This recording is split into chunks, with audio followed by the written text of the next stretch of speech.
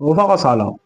قراره توی ویدیو به تعدادی از سوالاتی که شما در قسمت کامنت ها با ما در میون گذاشتید و همچنین تجربیاتی که داشتید و براتون سوال بود که چرا این اتفاق برای خودروی شما پیش اومد رو در قسمت کامنت ها با ما در میون گذاشتید و پاسخ بدید. پس پیشنهاد میکنم تا انتهای ویدیو با ما همراه باشید.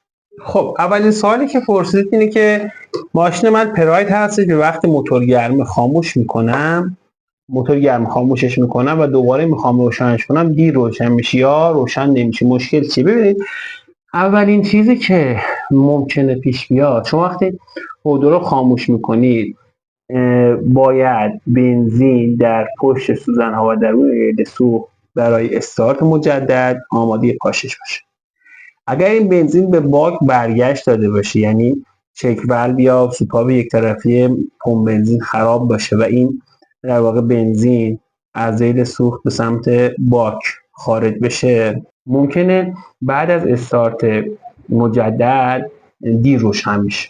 دو اینکه سنسور دمای آب هم اگر ایراد داشته باشه باعث میشه که ECU دمای موتور رو به درستی تشخیص نده و مخلوط غلیظ بیش از حد غلیظی رو در واقع در محفظه احتراق ایجاد کنه که باعث بشه ماشین دیر روشن بشه.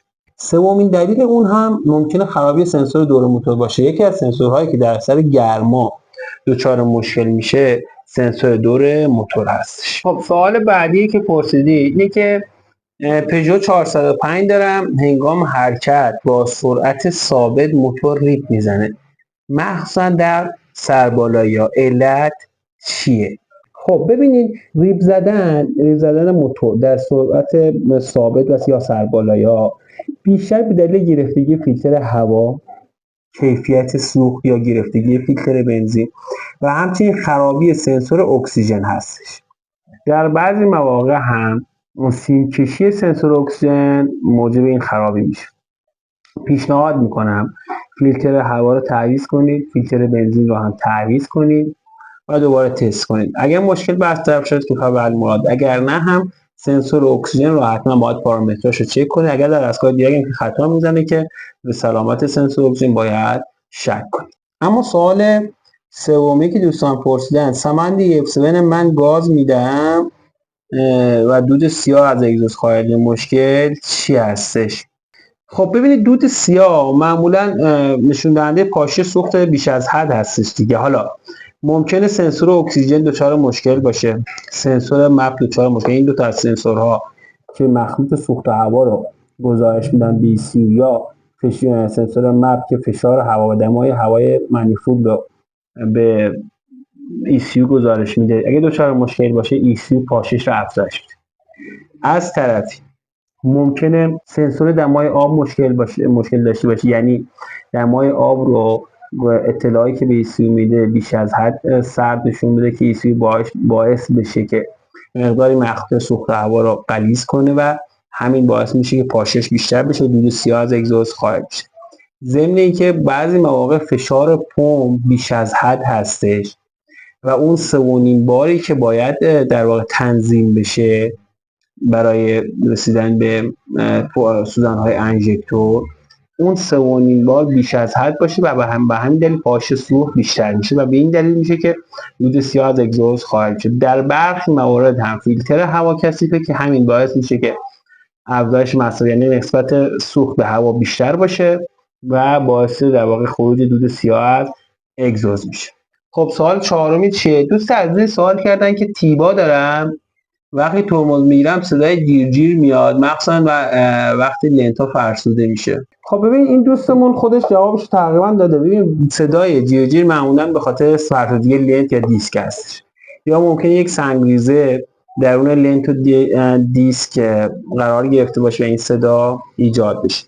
در بعضی مواقع هم جنس لنت یا جنس دیسک هم به گونه‌ای که به اصطلاح شیشه میشه و دیگه ساییده نمیشه، از خود لنت مصرف نمیشه و دیسک رو تراش میده. این هم ممکنه ایجاد صدا کنه. بنابراین پیشنهاد میکنم لنت ها رو بررسی و در صورت نیاز تعویض کنیم.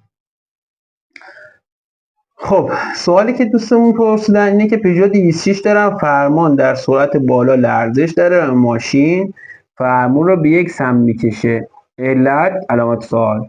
پس 206 فرمون دو سرعت بالا رو لرزش داره، ماشین هم در واقع فرمون به یک سمت کشیده میشه، ماشین به یک سمت کشیده میشه. خب این حالت معمولا به دلیل تنظیم نبودن باد لاستیک ها، تنظیم نبودن فرمون خودرو هستش یا تنظیم نبودن چرخ‌ها، همچنین ایراد در قطعات جلوبندی مثل بولبرینگ یا بوش هست. پیشنهاد میکنم که اول لاستیک ها رو تنظیم باد کنید ببینید درست میشه یا نه، بعد هم چرخ‌ها رو بالانس کنید، بعد از بالانس چرخ‌ها و تنظیم کردن چرخ‌ها یک فرمون هم تنظیم کنید، تنظیم فرمون انجام بدید ببینید مشکل حل میشه یا نه. بعد از اون که ایراد حتما از جلوبندی هستش و باید به تعمیر مراجعه کنید. خب سوال بعدی، پراید 131 دارم، گاهی چراغ چک روشن میشه بدون هیچ علائم ظاهری، سیستم احتراق و بنزین چک شده مشکلی نبود، دلیلش چیه؟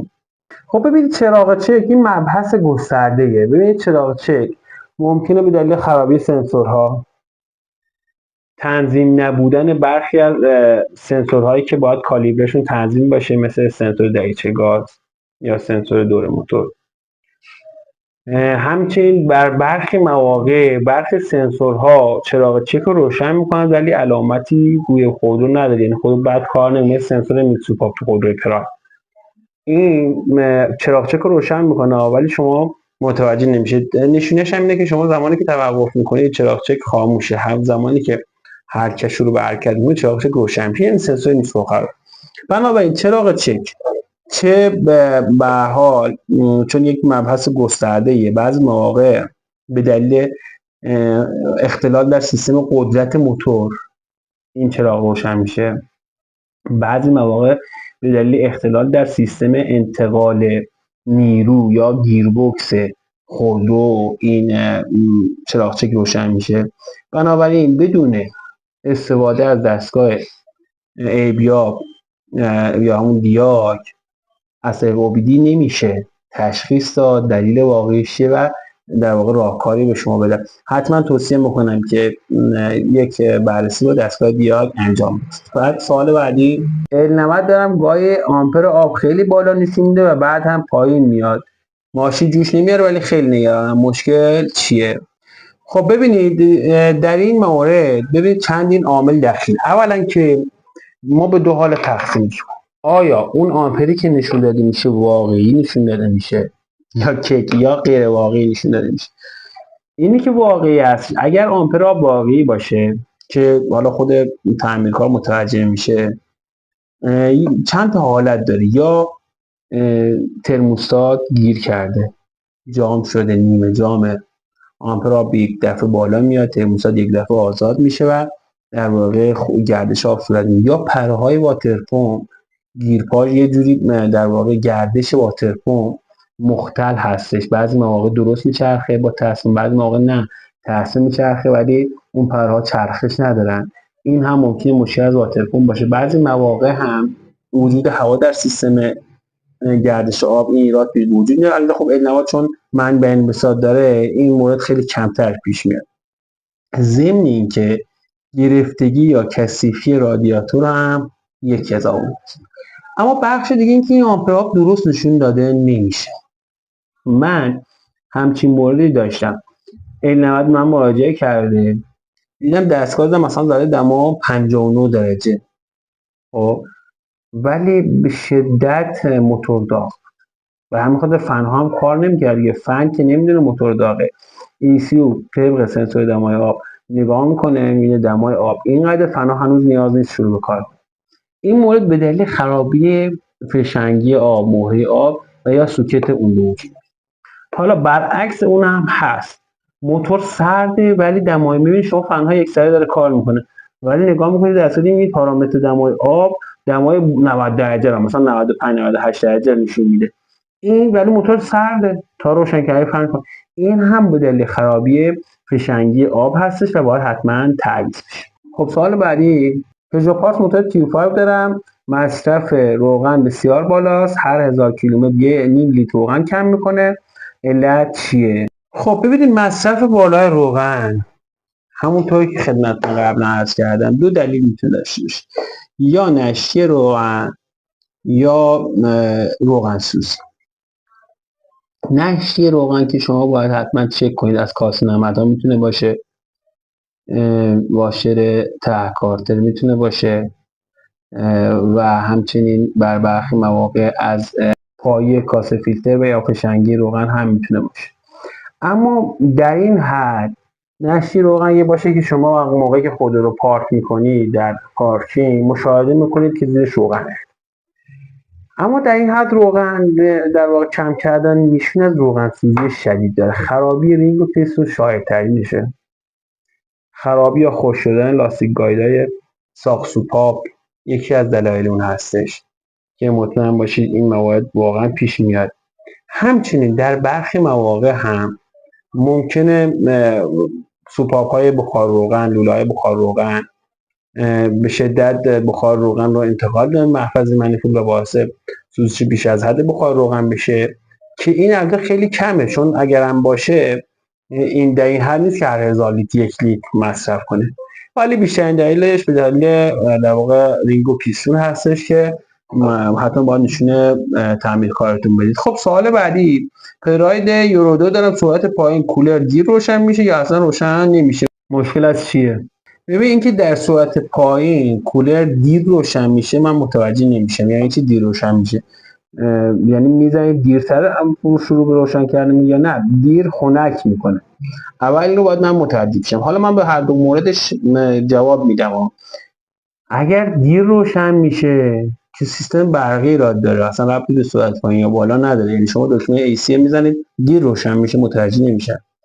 اما اگر منظورتون اینه که دیر در واقع هوای سرد به کابین میرسه یا هوا دیرتر از فن که میاد بیرون دیرتر خنک میکنه فضای کابین رو، اون یه مبحث دیگه است. ببینید اون ممکنه فشار گاز پایین باشه، ممکنه ایرادی در سنسور دمای آب باشه، چرا که عملکرد فنها در تاثیر قرار میده. شما زمانی که کولر میگیرید باید فنها همزمان به دستور ECU کار کنه.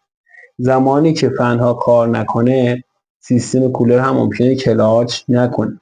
در برخی مواقع هم سویچ 3 مرحله‌ای دچار ایراد هستش که البته من سویچ 3 مرحله‌ای به طور کامل توضیح دادم و لینکش این بالا میذارم. اما عمده دلیلش در خودروهای پراید یورو 2 فنها هستن. فنها اگه خراب باشه کولر اصلا کار نمیکنه. این هم یکی از نکات جالب هستش. خب سوال بعدی میگه سمند الیکس دارم وقتی درجا روشن میذارم و دور موتور بالا میره لرزش داره، چرا؟ خب ببینید لرزش دور بالا در زمان درجا ممکن دلیل شمع وایر باشه یا کوئل باشه که ممکنه کوئل از قسمت ترمینال های خروجی اون که متصل به وایر هستش دچار شکستگی باشه، برق‌دوزی داشته باشه. وایرها ممکنه دچار برق‌دوزی داشته باشن و باعث لرزش میشه. همچنین شمع ها هم چه سرامیک اونها شکسته باشه چه اطراف شمع کمپرس رد کنه یا برق‌دوزی داشته باشه اون هم باعث لرزش در دور بالا میشه. ضمن اینکه فیلتر هوا، فیلتر بنزین و یا حتی پمپ بنزین هم ممکنه یکی از دلایل اون باشه. اگر فیلتر هوا گرفته باشه، کثیف باشه، یعنی هوا درستی وارد محفظه احتراق نشه، این ایراد به وجود میاد و لرزش داریم. در برخی مواقع هم استوپر باعث میشه اگر استپ های اون به دقت انجام نشه و عقب جلو رو درستی صورت نگیره باعث میشه که هوا به صورت یک نواخت درون در واقع مانیفول نره و از طرف محفظه احتراق و این هم دور موتور رو بالا و پایین کنه. این هم باعث لرزش میشه. ضمن اینکه در برخی موارد هم شمع ها فیلر یا دهانی اونها تنظیم نیست و اون رعایت بین دو تا دهانی شمع صورت نمیگیره که همین هم باعث در واقع لرزش در موتور میشه. خب دوستان بسیار سپاسگزارم از اینکه این ویدیو رو مشاهده کردید. این یک بخش از سوالات شما در قسمت کامنت ها بوده. من سعی میکنم هر هفته یک ویدیوی پرسش و پاسخ این چنینی داشته باشیم، یعنی به صورت غیر مستقیم سوالی که شما پرسیدید رو جواب بدید. همچنین یک سوال از شما دارم و در واقع یک نظرسنجی از شما دارم. من به توصیه برخی از دوستان و حالا برخی از شما بزرگواران که در قسمت کامنت ها گفتید که لایو بذار و در بخش لایو ما سوالاتمون رو بپرسیم، چون ممکنه شما وقتی کامنتی میذارید من ویدیویی در اون میذارم یا جواب کامنت نمیدم، شما ممکنه مراجعه نکنید یا طول بکشه، اصلا اون مشکل برطرف شده باشه. گفتین که لایو بذارم و در لایو سوالات شما رو جواب بدم. خواستم ببینم نظر شما چیه، نظرتون رو کامنت کنید که من آیا این کمک میکنه من بخوام یک لایو بذارم. البته قبل از این لایو گذاشتن زمان و تایم دقیقش رو اعلام میکنم و با هماهنگی شما یک تایم درست میذارم. اینا نظرتون حتما دربارش برای من کامنت کنید و امیدوارم که این ویدیو هم خدمتتون ارائه شد براتون مفید بوده باشه. موفق و مؤید و پیروز باشید.